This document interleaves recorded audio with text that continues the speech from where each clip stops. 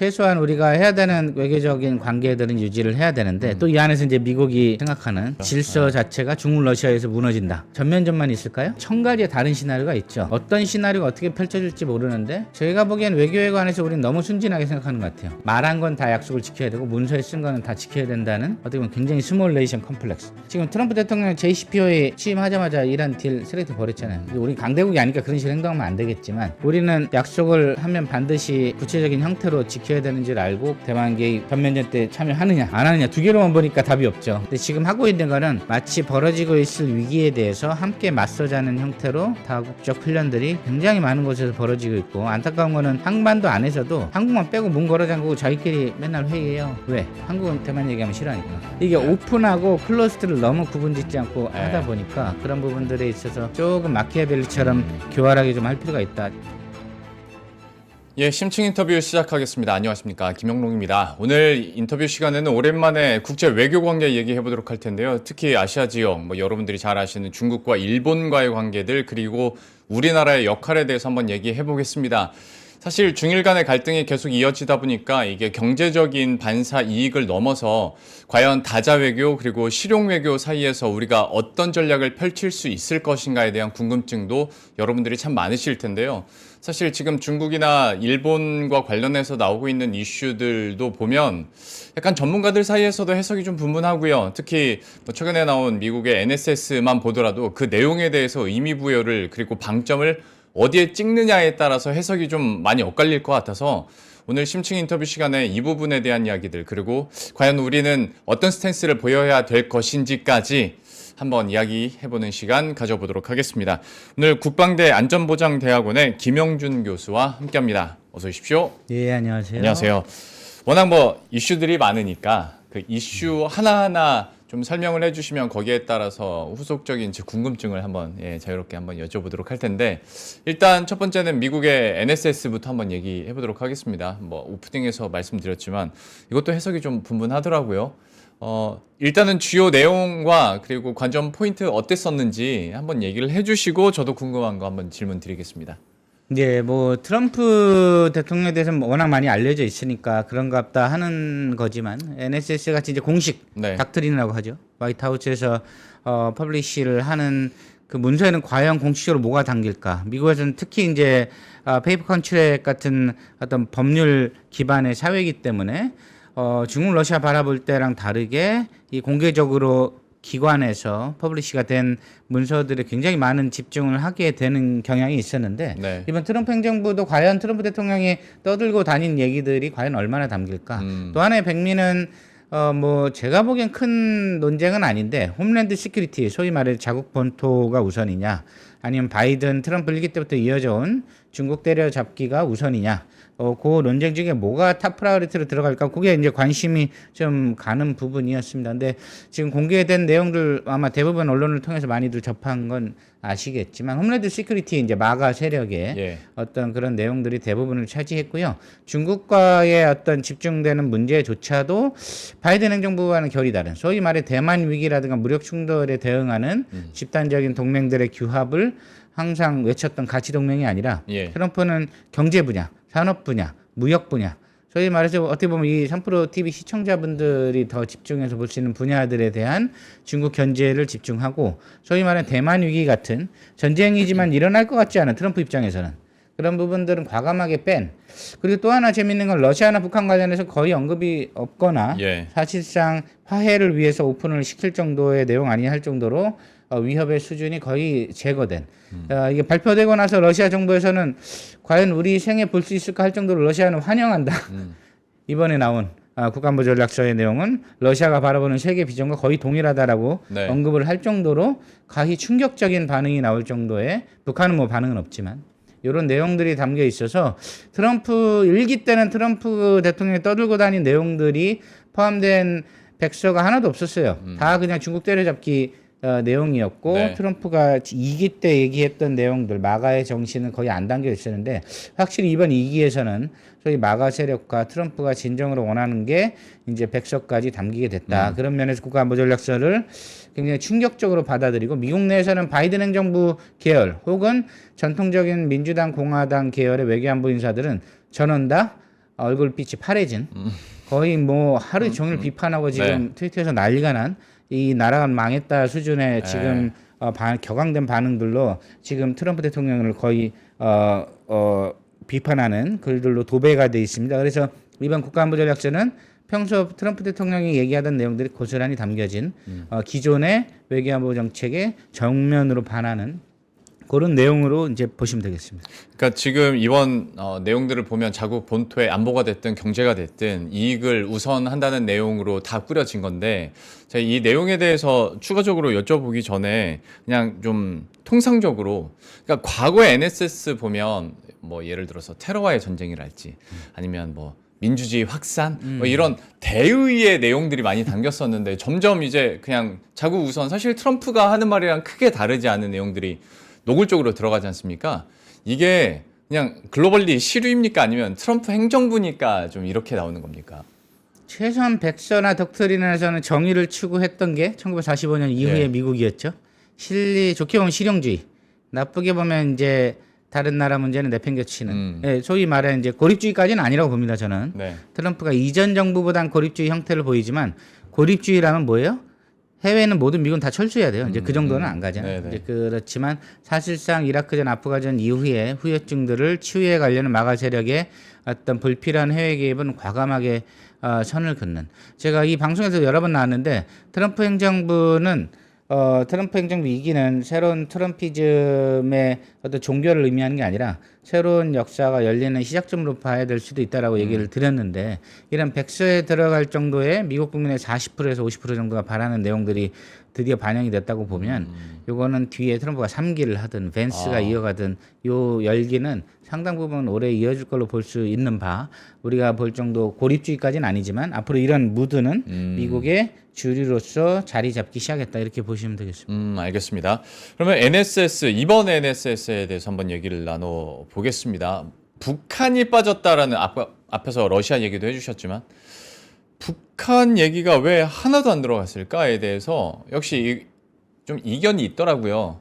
그러니까 경제적 관점에서 봤을 때는 별 이익이나 관심이 없으니 빠진 거다라고 하시는 분들도 있고 이게 결국에는 비핵화는 더 이상 추구하지 않고 어떤 핵에 대해서 핵 보유국으로서의 인정으로 가는 거 아니겠냐 뭐 이런 얘기들도 하시던데 교수님 입장은 좀 어떠세요?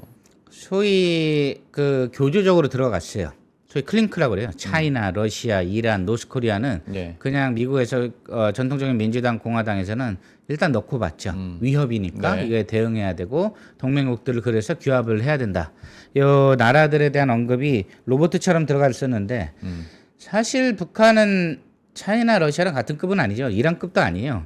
사실 한반도에서만 우리가 느끼는 위협이 커서 그렇지 범세계적 차원에서 중국, 러시아, 이란, 중동이 가지고 있는 무게감에 비하면 100분의 1에서 1000분의 1 수준의 영향력을 갖고 있었기 때문에 매번 들어갔던 게 신기할 정도였죠 사실은. 근데 들어간 수위도 굉장히 적고 얕았습니다. 그래서 우리가 슬프지만 맨날 했던 게 이번 NNS나 NDS에 코리아라는 단어를 검색하면 몇 개 나오냐.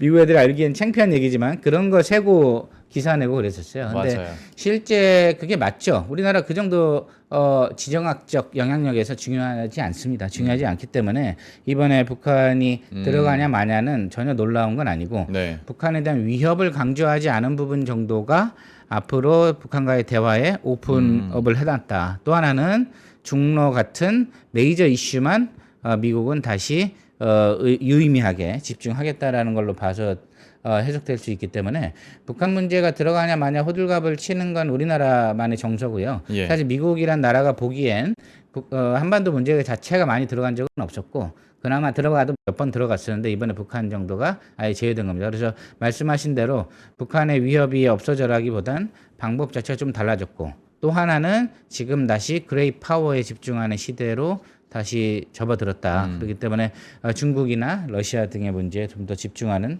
모양새가 그대로 반영이 된 겁니다.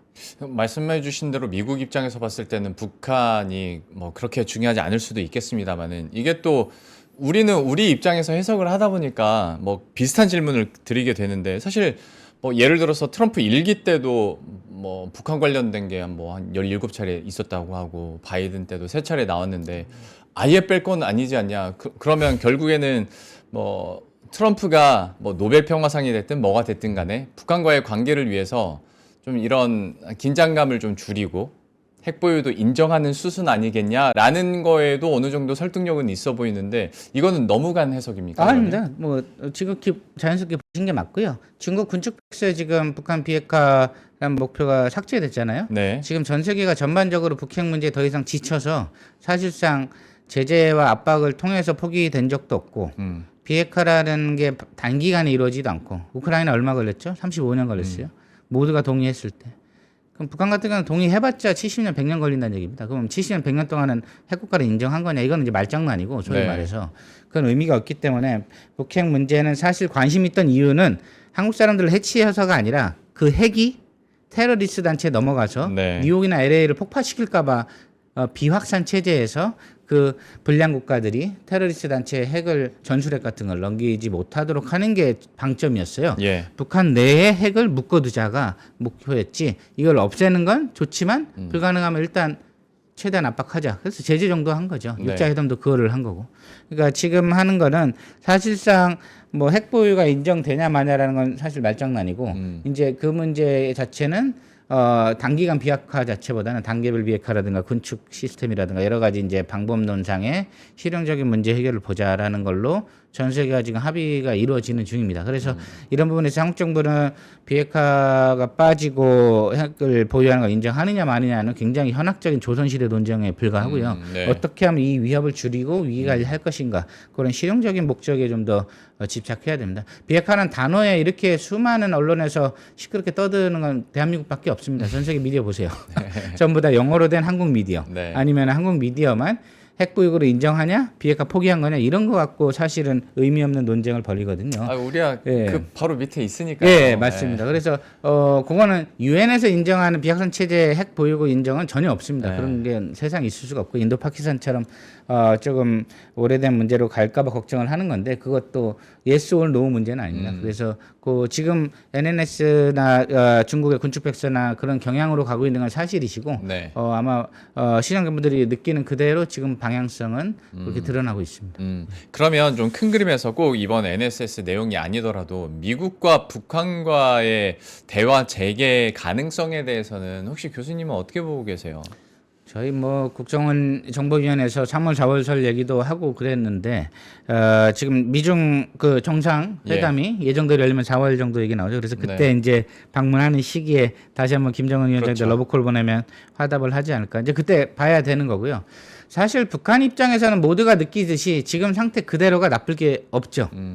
제재는 사실상 무력화됐고 중국 러시아하고 형제 안보 네. 모든 게 지금 사실 좋잖아요.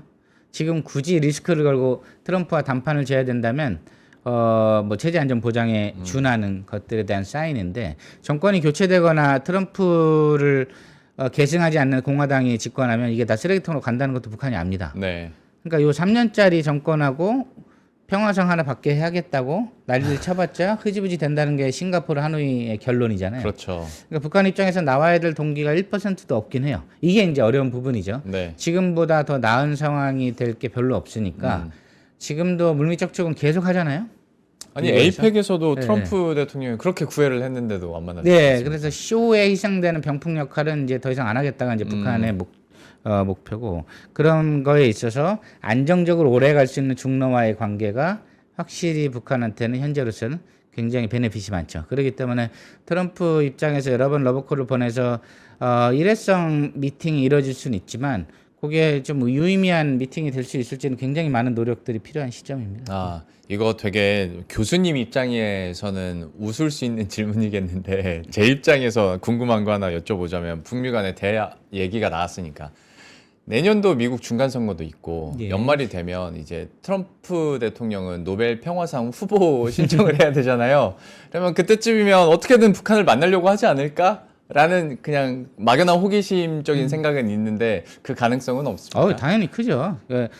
트럼프 입장에서는 북한과의 역사적 업적으로 자기의 임기를 마무리하는 게 네. 제일 큰 외교 안보적인 지금 마지막 목표로 보이고요. 11월 3일인가요? 중간선거 전에 요거는 표하고는 별 영향은 없는데 네. 하여튼 뭐가 됐든 레거시를 남기기 위해서 김정은 위원하고 예. 짝짝꿍하는 모습을 보여주는 거는 나쁘지 않습니다. 워낙 트럼프는 글로벌 어텐션을 즐기는 사람이기 그렇죠. 때문에 그런 부분에 있어서 그건 뭐 장점으로 활용한다면 굉장히 좋죠. 그래서 노벨 평화상을 일찍 안 주는 게 대한민국을 위해서 좋다 뭐 이런 얘기를 하시는 분들이 네. 노벨상을 이렇게 낚싯줄에 걸어놓고 트럼프 아. 대통령이 계속 노력하도록 만드는 게 뭐 저희 나쁘지는 않다고 봅니다. 문제는 이제 유의미한 회담이 될 수 있도록 해야 되고요. 트럼프 대통령 이기가 좋긴 해요. 1기 때는 왜 실패했느냐. 존 볼튼 껴도 실패했다 뭐 이런 식의 분석들이 많은데 사실 트럼프 내부 정치는 그 당시 최악이었죠. 트럼프의 개인 변호사가 청문회에 나와서 인터뷰를 하는 게 하노이 회담 날 밤에 가장 큰 이슈였어요. 그래서 트럼프는 밤새도록 그 CNN에서 자기 개인 변호사가 뭐를 부는지를 지켜봤지 김정은 위원장의 딜은 전혀 관심이 없었거든요. 그리고 그 다음엔 다 아시는 대로 러시아 스캔들, 탄핵, 네. 그리고 대선으로 갑니다. 그 사이 어디도 북한을 껴서 플러스가 될 만한 게 없었기 때문에 국내 정치 스케줄 상으로는 2기로 넘기는 게 당연했고 2기의 예. 대통령이 못 됐고 지금이 왔죠. 지금은 김정은 위원장하고 러시아 스캔들이나 탄핵에 준하는 정치적 위기 때문에 안 할 이유는 없기 때문에 트럼프 대통령이 굉장히 적극적이고 김정은 위원장은 그때보단 중국, 러시아랑 지금 굉장히 좋아요. 제재도 사실상 무력화됐고 네. 혼자 핵미사일 계속 만들고 러시아가 도와주고 있고 안보적으로도 뭐가 터지면 러시아가 이제 갚아야죠. 그러니까 지금 굉장히 김정은 위원장 입장에서 나올 이유가 전혀 없는 것이죠. 그래서 트럼프 대통령 상황은 아주 좋아졌는데 김정은 위원장과 해볼 만한 강력한 마가가 뒷받침을 하고 있고 폭스뉴스가 백업을 하고 있는데 김정은 위원장은 그때 비해서 나와야 될 이유가 거의 제로에 가까이 없어졌기 때문에 말씀하신 노벨 평화상으로 트럼프 대통령을 견인하는 거는 대단히 좋은데 김정은 위원장 노벨 평화상은 필요 없잖아요. 받는다 한들 전 세계의 존경을 받을 수는 없으니까. 그래서 지금 요게 딜레마입니다. 김정은 위원장이 사실상 키를 갖고 있고 제가 보기엔 김정은 위원장의 유일하게 조언을 할 수 있는 사람을 설득을 해야 돼요. 누굽니까? 누구겠어요? 시진핑? 제일 사이 좋은 사람. 시진핑이에요? 시진핑은 중국과 북한의 전통적인 껄끄러운 관계 때문에 시진핑이 나가란다고 나가지는 않을 거고 현재로선 푸틴 대통령이 오히려 러시아죠? 그나마 김정은 위원장이 고려를 해볼 만한 조언을 할 수 있는 유일한 위치가 아닌가 저는 보고 있고 그러기 위해서는 우리가 어떻게 이 복잡한 국제관계 안에서 푸틴 대통령이 김정은 위원장한테 설득을 할 수 있도록 할 건가. 일단 러시아 우크라이나 전쟁이 종결이 좀 돼야 되겠죠. 예. 그건 올해 아마 내년 안에 어느 정도 가닥이 잡힐 겁니다.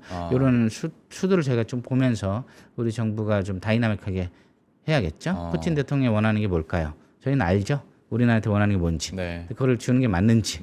그걸 줘서 움직이게 하는 게 맞는지. 그걸 갖고 김정은 위원장이 나왔을 때 우리한테 오케이 한반도 평화. 근데 그게 지속 가능한지. 그건 미국의 정치 시스템하고 또 연결이 되는 문제이기 때문에 네. 이런 그림을 잘 봐야 되겠죠.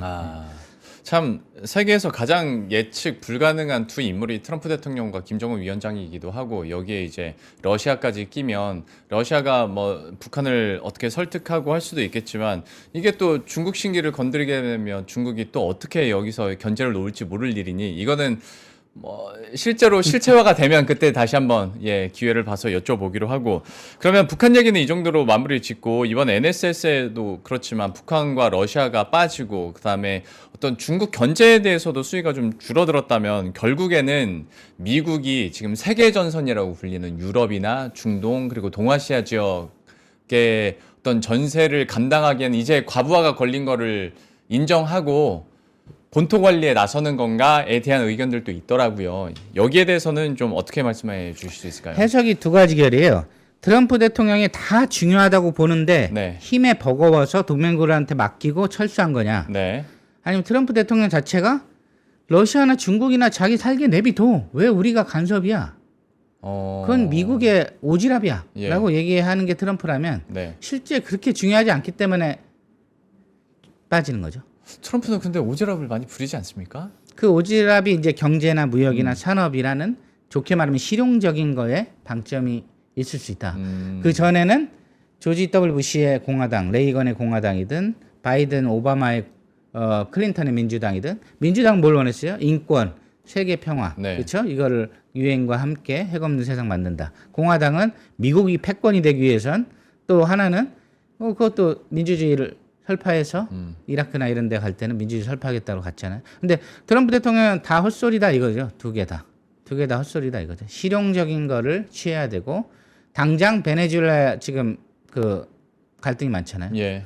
미국 안에 들어오면 마약이 문제고 미국 유학 가거나 일하러 가시면 알지만 거기에 슬럼가가 문제지 우리가 왜 이라크 아프간 가가지고 난리치고 시리아 도와주겠다고 난리치고 난리냐. 그거는 너네들이 알아서 해. 중국 러시아 조금 뻐기면 각자 자기 문제니까 내비도 신장 위구르 중국 국내 문제야. 이게 이제 트럼프의 마음이라면 네. 중요하지만 힘이 버거워서 빠지는 게 아니고 패러다임 자체가 다른 거예요. 기존의 민주당 공화당은 중요하니까 민주당은 인권이라는 이름으로 네. 공화당은 패권이라는 이름으로 끼어들어갔는데 예. 트럼프가 보기엔 중요하지 않은데 왜 우리가 에너지를 낭비해? 그 나라는 각자 알아서 사는 거야. 왜 우리가 독재란 나라가 인권 탄압을 한다고 그래서 거기 가서 신장 위구르를 구해줘야 되고 북한 인권이라고 해가지고 가가지고 김정은 압박을 해야 되냐. 네. 그 나라가 아주 좋게 얘기하면 문화 상대주의입니다. 그 나라가 살아온 역사와 방식 그대로 발전하니까 그 나라 소위 독재 정권이라고 여태까지 비난했던 나라들은 그 나라 방식대로 살아가니까 네. 난 돈토치야. 라는 패러다임 전환이라면 트럼프 대통령 자체는 힘에 버거워서 빠진 게 아니라 그 나라를 나름 방식으로 존중을 하고 우리는 실용적인 것만 추구한다. 뭐냐? 경제, 무역, 산업, 뭐 관세 등등등. 그렇게 된 패러다임의 전환이라고 보는 게 저는 맞다고 보고요. 예. 중요하지만 힘이 버거워서 빠진다기보단 그렇게 되면 각국이 이제 각자의 안보를 책임지는 한국 칭찬했잖아요. 네. 국방비 늘리고 뭐 한가 전자권도 어떻게 보면 이제 쉽게 넘어올 수도 있을 것 같아요. 뭐 더 봐야 되겠지만 이런 논조로 가다 보면 그러니까 이런 부분들에서 유럽은 너네 스스로 지켜. 한국, 일본도 너네 스스로. 지금 일본 총리가 저렇게 하는 거 미국 입장에선 아주 잘하는 거죠. 아주 잘하는 거죠. 동아시아의 대만이나 중국 문제를 예. 일본이 강력하게 나서서 완장차고 노력하는 모습이잖아요. 네. 미국이 보기엔. 아주 일본 총리가 왜 무리수를 둘까? 제가 보기엔 전혀 무리수가 아니고 아주 잘하는 겁니다. 일본 입장에서. 일본 입장에서. 네. 그거를 단기적으로 뭐 주식 뭐 관광 수입 줄고 뭐 이렇게 볼 수 있지만 지금 다카이치 총리 일본 국내 지지도 보셨어요? 그렇죠. 치솟고 그 얘기하고 나서 취소했죠. 네, 그리고 나중에 관광 줄고 뭐 하고 있는데 네. 미국이 바라보는 또 일본은 어떨까요? 예, 이런 것들이 또 있기 때문에 사실 대만 발언은 일본에서 그렇게 나온 지는 오래됐죠. 공개적으로 이번에 왜 주목받는지 저는 이상한데. 아니, 총리가 대놓고 그렇게 얘기하니까 예. 그게 좀 근데 그런 거죠. 총리가 공개석상에서 발언을 하지 않았더라도 모든 일본의 관료나 뭐, 학자들이나 네. 그 국방부에 소속된 싱크탱크 연구원들은 하루 종일 대만 개입해야 된다고 네. 10년 내내 수천 군데에서 1년 내내 노래를 불렀어요. 그러니까 이미 일본에서는 그렇게 해야 된다고 믿고 있는 국민들이 많은 거죠. 예, 왜냐하면 일본의 모든 국익도 남중국해랑 이쪽에 다 연결이 돼 있거든요. 그래서 여기서 밀리면 안 된다. 이런 것들이 있어서 지금 오늘도 뭐 중일 문제 얘기하시겠지만 네. 이런 부분들이 굉장히 좀 여러 가지 각국이 자기의 국익을 위해서 노력하는 부분들이 있습니다. 알겠습니다. 그러면 중일 문제 넘어가기 전에 하나만 더 여쭤볼게요. 그러면 이제 뭐 한국 자체적으로 일본 자체적으로 너네가 이제 방위비도 늘리고 자체적으로 잘해라는 결도 있겠지만 물론 너네들이 중국 좀 더 견제해줬으면 하는 바람도 분명히 있을 거란 말이죠. 그러면 미국이 바라는 우리나 혹은 일본의 스탠스는 좀 어떨 거라고 보시는지, 그러니까 지금보다 조금 더 강경하게 중국을 좀 견제해 주길 바라면서 거기에 대한 직접적인 좀 압박이 있을 거라고 보시는지 좀 궁금해서요. 예, 당연하죠. 그 압박이 지금 20년, 30년째 오고 있고요. 바이든 행정부 때는 TTX나 이런 것들 참여하라고 다자훈련에 참여하라고 굉장히 많은 압박이 있었고 윤석열 행정부는 그걸 적극적으로 수용했던 그렇죠. 정부였고 또 이번 정부는 그런 것들을 굉장히 외견상으로는 조심스럽게 가야 된다. 그런데 내부적으로는 또 많은 또 합의들이 이루어지고 있는 상황이고 그렇기 때문에 결국 미국이 원하는 건 본인이 생각하는 인도태평양 전략에 열려 있는 그런 해양. 지금 우리가 세계 지도를 볼 때 육지 중심으로 보잖아요. 네. 영국, 미국이 300~400년을 세계를 지배했다고 봤을 때 그 사람들은 파란 건 다 자기 땅이라고 봅니다. 일단 미국, 영국이 세운 국제법 하에 국제법 체제에서 질서가 움직이고 있고 그 바다는 영국, 미국이 세운 규정 아래서 네. 자유로운 항해를 하고 있죠. 그러니까 이 파란 땅들이 자기가 세운 체제 아래서 돌아가는데 지금 중국, 러시아가 슬며시 삐져나오기 시작한 거예요. 네. 이걸 같이 막자고 얘기를 하고 있고 그 안에 일본, 필리핀, 호주, 대만, 뉴질랜드 선이 있는 거죠. 근데 한국은 겉으로 보기에는 흐지부지 MMO 이도 아니고 저도 아니고 하고 있고 일본은 강력하게 이제 뭐 하고 있어서 지금 사실상 대망의 자동 개입하기로 되어 있는 나라가 우리 빼고는 다예요. 근데 일본, 우리나라 호주, 입장에서는 그러니까 네. 전략적 모호성을 하면서 자국의 이익을 좀 우선해야 되는 상황 아닙니까? 그러니까 미국이 원한다고 해서 우리가 한쪽 편을 들어버리면 이거는 경제적으로도 안보적으로도 좀 그렇죠. 오히려 자충수가 아닐까라는 생각이 네, 우리나라 좀 국민의 뭐 대다수는 당연히 대만 문제까지 우리가 왜 들어가? 중국하고 틀어지고 미국 빠지면 중국한테 소위 짓밟히면 어떻게 이런 정서는 거의 공감대를 이루고 있는 것 같아요. 그래서 최소한 우리가 해야 되는 외교적인 관계들은 유지를 해야 되는데 또 이 안에서 이제 미국이 생각하는 그러겠죠. 이 질서 자체가 중국 러시아에서 무너진다. 트럼프는 러시아는 약간 빼려고 하는 것 같고 중국에 집중하려고. 근데 이런 부분들이 저희가 너무 오롤 너싱을 또 봐서 그래요. 대만 위기가 터진다. 전면전만 있을까요? 아니면 999가지 다른 시나리오가 있을까요? 그러겠죠. 예, 1000가지의 다른 시나리오가 있죠. 예. 사이버 어택도 있고 5명, 10명 죽는 국지도발 형태도 있고 어떤 시나리오가 어떻게 펼쳐질지 모르는데 저희가 보기엔 외교에 관해서 우리는 너무 순진하게 생각하는 것 같아요. 말한 건 다 약속을 지켜야 되고 문서에 쓴 거는 다 지켜야 된다는 어떻게 보면 굉장히 스몰 네이션 컴플렉스. 지금 트럼프 대통령 JCPOA 취임하자마자 이란 딜 쓰레기 버렸잖아요. 우리 강대국이 아니까 그런 식으로 행동하면 안 되겠지만 우리는 수많은 약속을 하면 반드시 구체적인 형태로 지켜야 되는 줄 알고 그거에 대해서 대만 개입 전면전 때 참여하느냐 예. 안 하느냐 두 개로만 보니까 답이 없죠. 네. 그럼 당연히 안 해야죠. 근데 이런 나라들이 그런 때 상황이 터지면 어떻게 행동할까요? 그거는 또 그때 가서 국민 여론이 어쩌고저쩌고 하면서 의사결정도 따로 들어갑니다.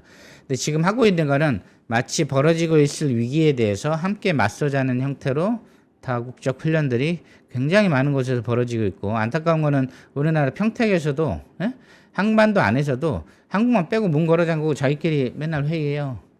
왜? 한국은 대만 얘기하면 싫어하니까. 그러니까 하면 안 되겠죠? 근데 우리는 이게 오픈하고 클로스드를 너무 구분짓지 않고 하다 보니까 그런 부분들에 있어서 조금 마키아벨리처럼 교활하게 좀 할 필요가 있다. 지금 일본 보세요. 대만 터졌을 때 떠든 만큼 100% 완전체로 들어갈까요? 그건 아무도 몰라요. 근데 마치 들어갈 것처럼 싸워대고 있죠.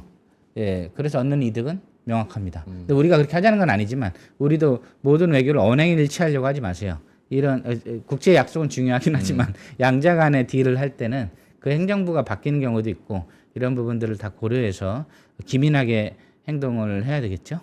어떤 말씀인지 알겠습니다. 네. 예.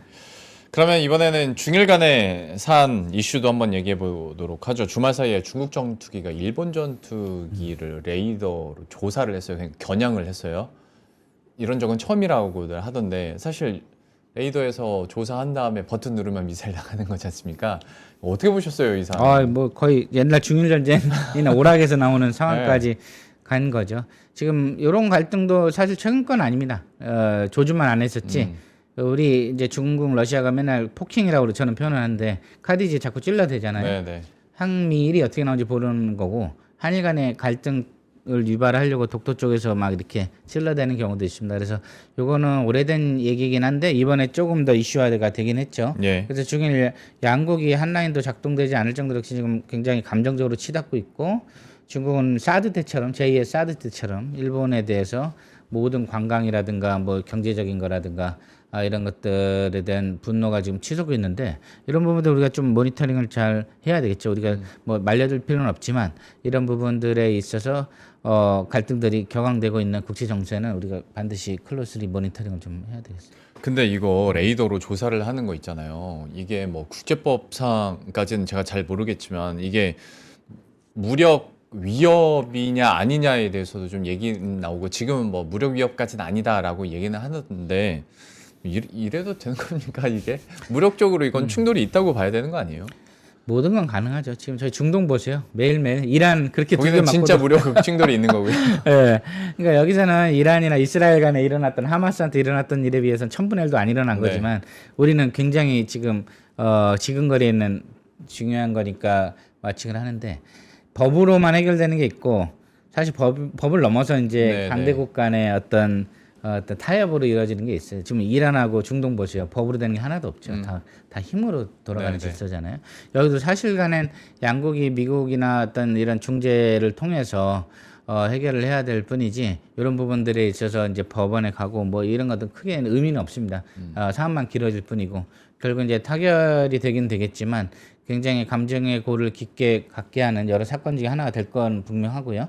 지금 신냉전 구도로 치닫는 이런 동북아시아 분위기를 보여준 단적인 사례이기 때문에 우리가 이런 부분들은 계속해서 모니터를 잘 하면서 어느 한쪽 편을 뭐 들 필요는 없지만 우린 기본적으로 한미일이죠. 뭐 네네. 우리가 가만히 있는다고 뭐 중국하고 미국하고 정확히 중간에 있는 건 아니고요. 근데 기본적으로 한미일이 우리의 사이드인데 이런 부분들에서 좀 봐야 되겠죠. 이게 남의 문제는 아니에요. 우리도 지금 서해 쪽에 인공섬 만들고 지금 해저 케이블 관련해서 미국에서 계속 공동 연구 제안하고 막 이런 게 있거든요. 이런 부분들 굉장히 좀 주의 깊게 봐야 됩니다. 그러면 이제 중국의 속내가 좀 궁금해지는 건데, 물론 이제 뭐 다카이치 총리가 대왕 관련해서도 워딩을 워낙 세게 하기도 했고 중일 간의 갈등이 있었다는 건 알겠는데, 뭐 이거를 직접적으로 연관시키긴 좀 그렇습니다만은 그냥 통상적으로 일본에서 좀 지진도 좀 크게 났고 후발 지진에 대한 걱정거리들도 있는데, 통상적으로 이렇게 자연재해 있으면 외교적으로 막 크게 건드리지는 않는 게 일반적인 관리였다는데, 그 와중에도 이렇게 무력 위협까지 가하는 이유가 뭘까? 왜 이렇게까지 할까라는 거에 대해서는 우리가 어떻게 받아들여야 됩니까?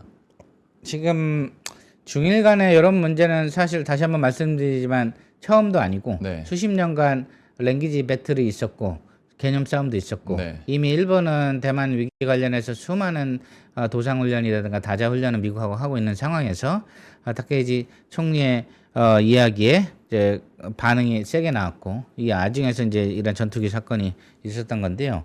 사실 요거는 이 사건을 일부러 뭐 의도했거나 이런 거는 전혀 없고 국내 정치랑 뭐 국내 상황이랑 연결해서 한 건 아니고 예. 기본적으로 일본이 가고 있던 스탠스와 중국이 가고 있는 스탠스가 한 번 정도 외부적으로 공개가 된 것뿐입니다. 그래서 새로운 것도 아니고 뭐 대단한 위기 상황도 아니고 네. 위기 레벨로 따지면 네. 불미스러운 일이긴 하지만 그래서 이거는 그냥 지금 현재 국면을 잘 보여주는 일이라고만 보시면 되겠습니다. 그래서 그렇게 심각한 위기 국면은 지금 뭐 중동 보시라니까 이거 심각한 건 아니에요. 아니, 우크라이나 이게 보시면 이거 심각한 건 아니에요. 실제적인 물리적인 불미스러운 일이지만 충돌이 없다가 사실 레이더로 조사를 하면 사실 그 다음 단계는 실제적인 충돌이잖아요. 네, 갈 수 있죠. 갈 수 있죠. 그런데도 지금은 그냥 이렇게 위험용 정도, 그리고 평시에 있었던 신경전 정도로 파악을 제 말씀 하시는 호들갑떨 정도의 이런 국제적인 기준으로 네. 봤을 땐 전혀 아니고 우리 입장에선 중일 간의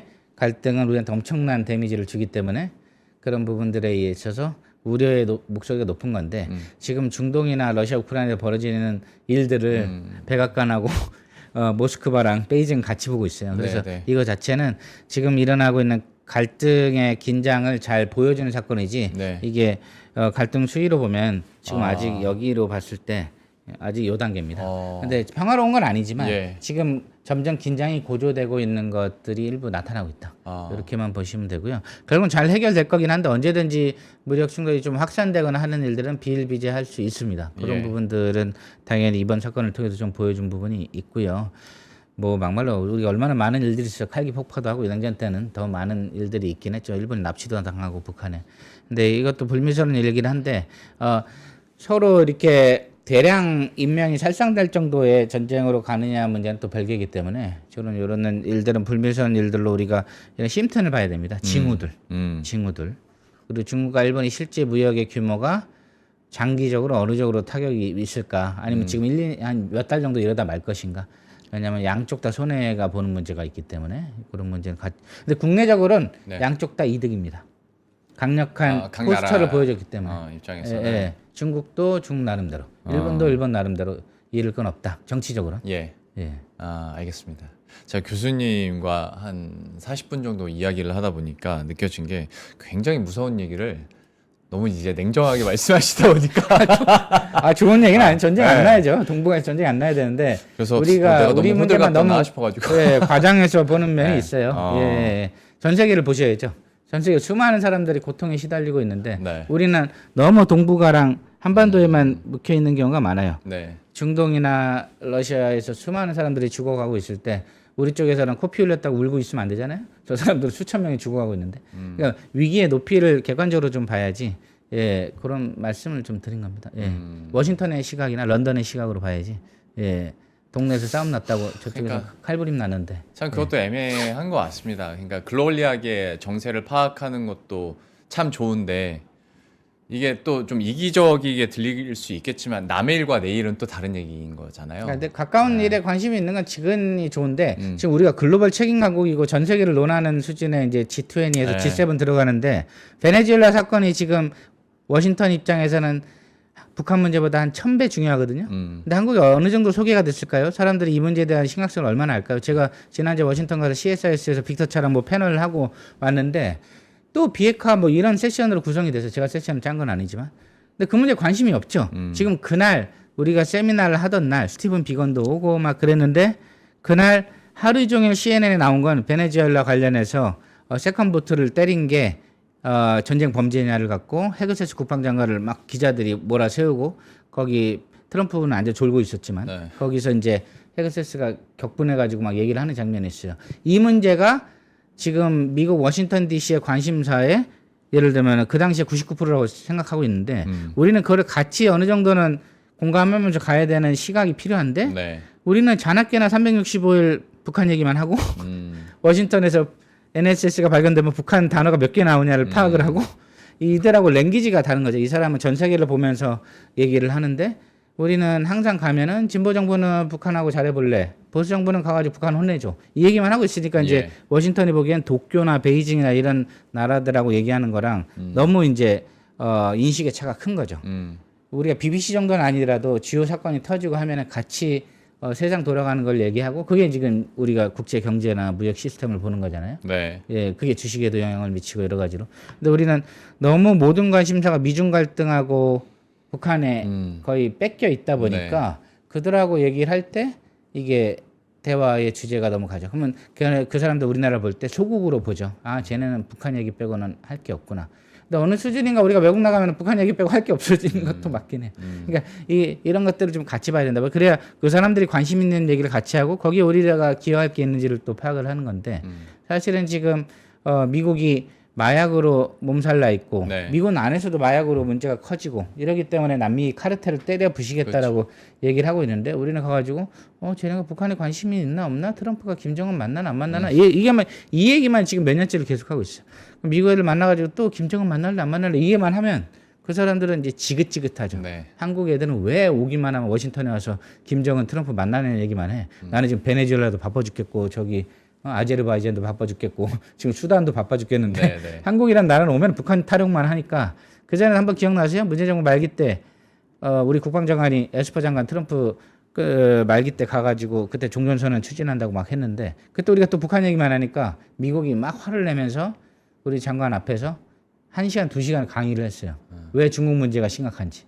그러니까 예를 들면 이제 이런 겁니다. 그래서 우리가 이런 문제들은 좀 넓게 이제 볼 국가가 됐다. 전 세계 문제를 동등하게 볼지는 않아도 하루 종일 북한하고 미중 갈등 얘기만 하면 안 되겠다. 그런 얘기를 합니다.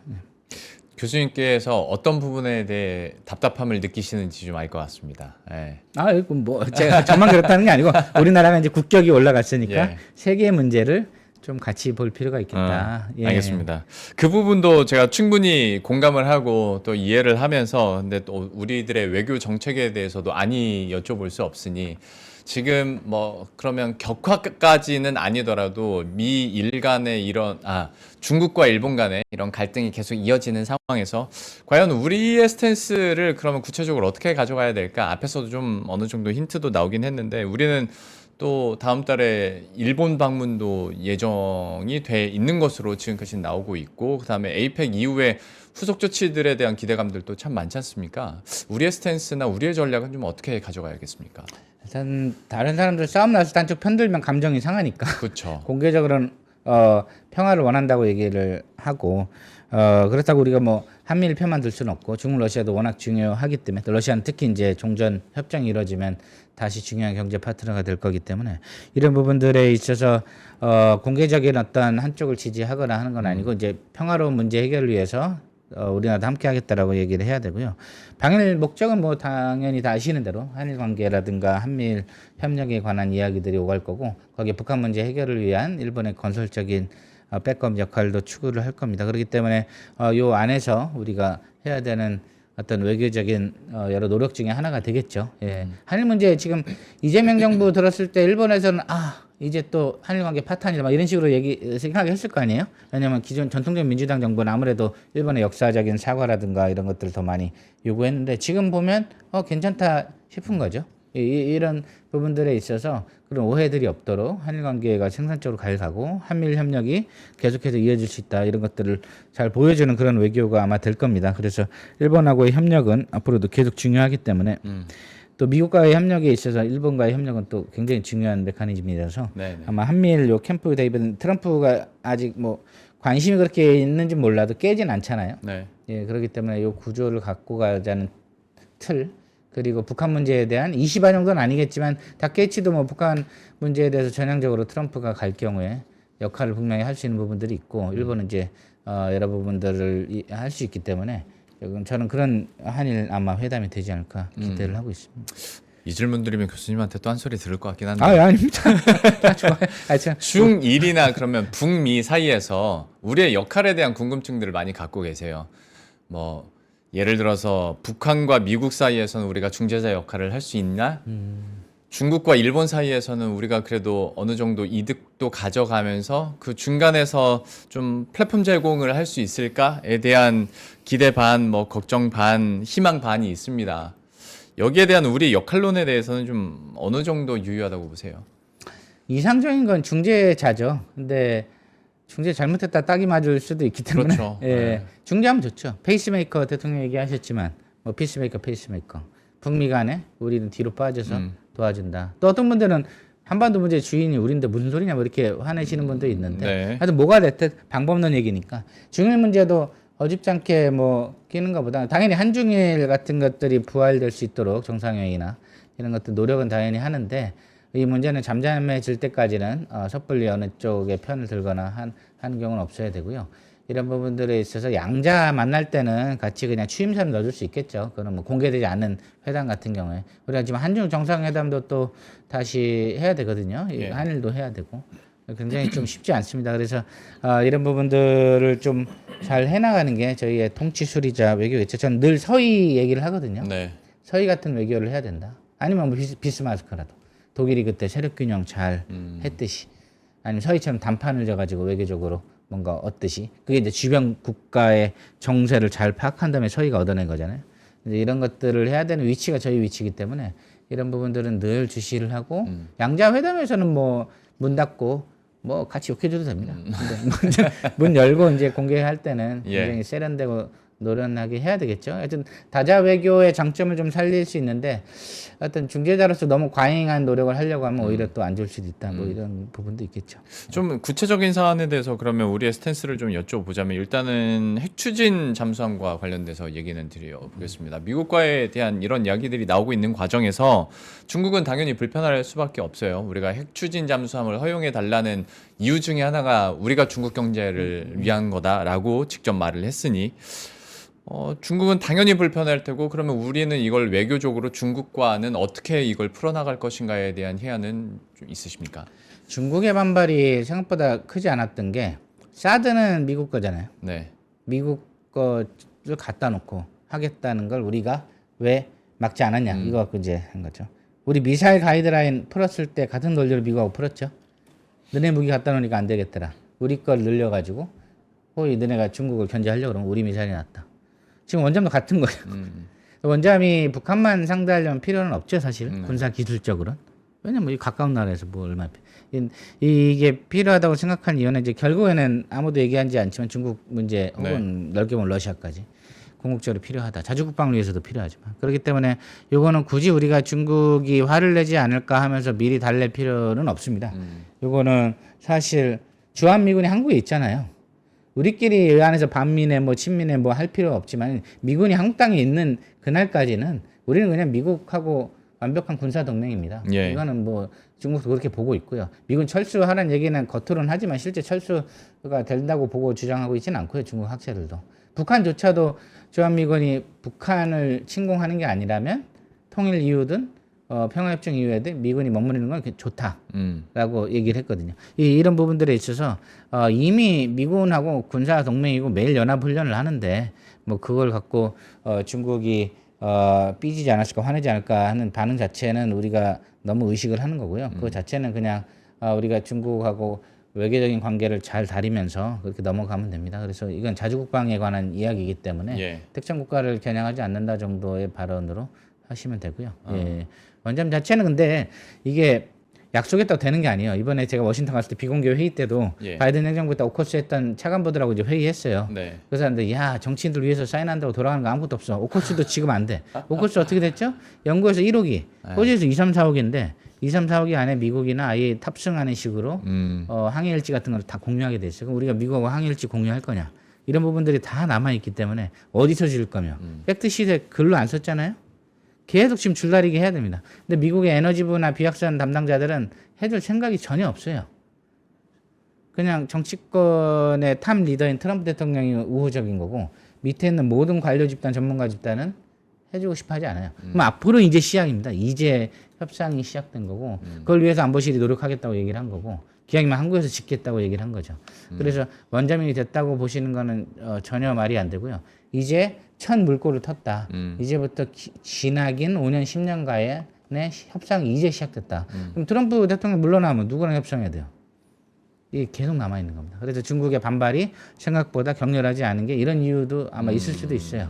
트럼프 물러나면 그러겠네요. 너네 그냥 팽 당할걸? 뭐 누가 알아요? 결국엔. 관세만 먹고 우리 원자만 안 줄지. 원자력 협정 개정 그 다음 정부가 안 해주면 끝나는 겁니다. 이런 부분 우리가 너무 박수치고 잔치하고 할 필요 없어요. 굉장히 촌스러운 행태고요. 이런 걸로 외교 잘했네 못했네 하는 것 자체가 아직은 그 소국으로서의 마인드입니다. 지금 된 거 하나도 없고 그렇게 지지하겠다고 발언을 이끌어내는 것 가지고 앞으로 5년 10년 해야 됩니다. 회장끼리 MOU 맺은 거예요. 지금 밑에는 부장 과장 차장들 지금 가가지고 10년 동안 일해야 돼요. 사업 하나를 받더라도. 지금 전혀 기뻐할 것도 없고 그렇다고 슬퍼할 이유는 없지만 이전에는 그것조차 안 됐었으니까 이제 의미부여를 그렇죠. 하는 거 아니겠습니까? 그거 자체도 근데 우리가 중거에 비해서 많이 받았는지는 다시 한번 따져봐야 되기 때문에 그거 자체를 제가 뭐라 하는 건 아닌데 너무 과대하게 확정이 된 것처럼 하는 거는 또 너무 오바다.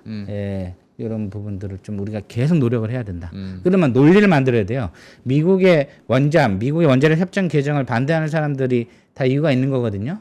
그럼 그 사람들하고 서스테이너블하게 가려면 트럼프 한 명, 소위 말해서 청탁을 할 때도 위에 사람 한 명만 하면 안 되잖아요. 밑에 사람 실무자들 움직여야지. 입찰을 하더라도. 그러면 트럼프 대통령 한 명이 결정했다고 돌아가는 나라가 아니죠, 미국은. 에너지부의 NNSA 거기가 이해를 해줘야 될 이유랑 그런 게 필요해요. 그러려면 결국에 우리가 완전한 미국의 파트너라는 게 있어야 돼요. 지금 민간국가 얘기한 지 얼마 안 됐잖아요. 올해 있었죠? 아마 그것도 올 초에. 이런 것들이 산적해 있기 때문에 지금 우리가 갈 길이 멀고 해야 될 것도 굉장히 많고 지금 이제 첫 수저를 들었다. 나머지 999개의 수저가 10년간 남아있다. 그 안에 싸울 때도 있고 정권이 바뀔 때도 있고 우리도 정권 바뀔 수도 있고 그래서 이런 논리를 만들고 이런 작업에 들어올 워싱턴의 여러 가지 이해관계 당사자들이 이걸 지지해줄 상황을 만들어야 됩니다. 그게 공공외교가 됐든 어떤 트랙 1의 협의가 됐든 근데 지금 단계는 일단 사인만 했다. MOU. 그렇게 보시면 돼요. 알겠습니다. 참 논리를 만들어 놔야 된다라는 말에 대한 공감도 참 많이 되는 것 같고 그러면 마지막으로 이제 일본과의 관계에서 우리의 전략적인 측면 한번 여쭤보고 싶은데 사실 지금 뭐 다카이치의 발언들도 보시면 아시겠지만 계속 일본 정부는 이제 우클릭을 하고 있고 뭐 얼마 전에도 또 독도 자기네 땅이라고 또 열받게 하던데 그러면 과연 우리는 그 안에서 어떻게 실리 외교를 할 수 있을까에 대한 전략적인 측면에서 역시 제언을 해주신다면 좀 우리가 어떤 스탠스를 갖춰야 될까요? 네, 일본하고도 뭐 실용적인 문제들을 과감하게 잘 얘기를 해야겠죠. 저는 일본의 국방대라고 할 수 있죠. 거기 가서 강연도 많이 하고 일본 좀 거기 그 관계자들 만나면 야, 우리 위안부 할머니들이 원하는 게 돈인 줄 알아? 그냥 너네가 아무리 쇼라고 비판을 해도 천황 왕실에 가가지고 왕이 한번 안아주고 울면서 사과하고 총리 집에 가서 따뜻한 밥 먹이고 발 씻겨주고 뭐 이런 거 하면은 우리나라 전체가 다 감동한다. 우리는 감정의 민족이고 사과와 화해를 원하고 미래를 세대를 위한 용서, 이 카타르시스를 원하는 거다 얘기하면 자기들도 천황왕실은 가기 힘들다고 일단 힘들다고 하는데 이 문제 해결 방식에 대해서 얘기를 계속 해야 돼요. 일본은 굉장히 좀 냉철하고 그런 서구식 사고가 의외로 많이 있기 때문에 한국이 이 문제 저런 문제 끝나면 얘네가 또 돈을 원하네 뭐 이런 식으로 이제 오해하는 경우가 굉장히 또 많고 거기서 우리가 또 열이 받을 수도 있거든요. 사실 우리는 뭐, 이런 그러니까 것들이. 쇼도 아니고 그냥 진정성 있는 사과를 원하는 그게 이제 거죠. 뭐냐 이거예요. 일본 애들이 보기에. 근데 우리는 제가 얘기하는 건 뭔지 알겠죠. 그 할머니분들을 네. 매년 총리 관저에 초대해서 예우해주고 네. 어린애들하고 일본 어린애들하고 껴안고 동화책 읽고 이게 우리가 생각하는 감동이고 역사의 화해잖아요. 근데 일본 애들은 그걸 왜 해? 쉬운데? 이렇게 하는 좀 그런 게 있어요. 그래서 이게 양쪽 민족성의 차이가 있을 수도 있고 걔네는 굉장히 실리적이고 돈 줬으니까 끝내. 박정희 때 받았잖아. 뭐야? 또 달라고? 또 달라고? 우리는 돈만 원해? 징용 노동자 돈 원해? 근데 우리는 돈이 아니잖아. 돈도 일부 필요하죠. 근데 우리는 화해와 용서와 감정, 카타르시스 그걸 통해서 미래 세대. 우리 위안부 할머니도 원하는 게 미래 세대는 잘 지내라 이거잖아요. 그러니까 이런 것들에 대한 얘기가 굉장히 사고방식 차이가 크다는 걸 저도 느껴요. 그러니까 이거는 계속 얘기를 해야 돼요. 그러니까 역사적인 갈등이 해결이 안 되는 상태에서 계속 우익화가 일본이 된다면 그 접점을 우리가 찾을 수 있을까에 대한 걱정은 있는데 이거는 너무 순진한 걱정입니까 그러면? 일본의 우익화, 일본 그 이제 그 단어도 이제 우익화가 맞는지도 이제 좀 봐야 돼요. 그걸 잘하는 건 아니지만 일본 입장에선 현재 경제는 30년째 죽어 있고, 그렇죠? 중국이라는 거대한 어떤 적은 상승하고 있고, 미국도 이제 완전히 이빨 빠지고 있는데, 그럼 좀 더 강경하게 빠른 시일 내에 정상국가로 가야겠다. 본인들 단어는 정상국가죠. 우리가 보기에는 군사대국가가 될 수도 있는데 이런 것들을 추구하는 게 지금 상태 일본에서는 최적의 선택일 수는 있어요. 그래 단순히 아베 후손들이 정치권을 잡아서가 아니라 일본 전반적인 국내 정서가 그런 걸로 규합이 되고 있고 다카이치 총리의 발언이 67%인가 지지를 받고 있는 이런 상황에서 우리가 그거를 무조건 일본 우익은 꼴통이고 구구고 이제 때려잡아야 돼. 걔네 한국을 미워하잖아 이렇게 보기보단 뭐 그들을 용서하자는 건 아니고 우리가 그 사람들하고 계속 접점해서 얘기하면서 어떤 부분들이 일본이 지금 가고 있는 방향이 우리하고 같이 갔을 때 좋은가 협력 어젠다를 좀 많이 꺼내야 되겠죠.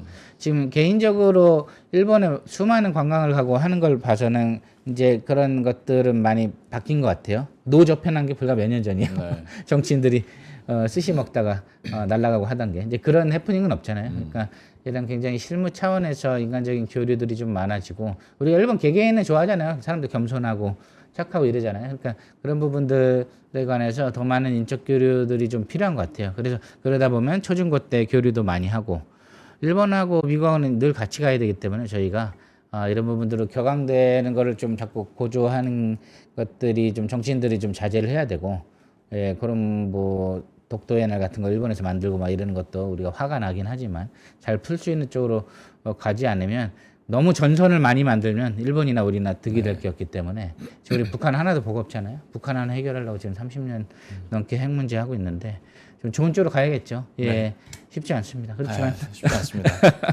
좋은 쪽으로 가야죠. 어떻게 하다 보니까 좀 이야기가 커지긴 했습니다만은 또 내년 초 되면 각국 정상들의 만남이 연이어 이어질 테니 여기에 따른 좀 우리들의 스탠스나 어떤 투자 전략적인 아이디어를 좀 얻고 싶어서 한번 말씀을 요청을 드려봤고 오늘 전반적인 교수님의 말씀이나 설명을 통해서 좀 시각을 재정립도 하고 정리하는데도 좀 도움이 많이 됐던 것 같습니다. 오늘 시간이 훌쩍 지나가서 오늘 교수님과는 이 정도로 마무리 짓고 인사드리도록 하겠습니다.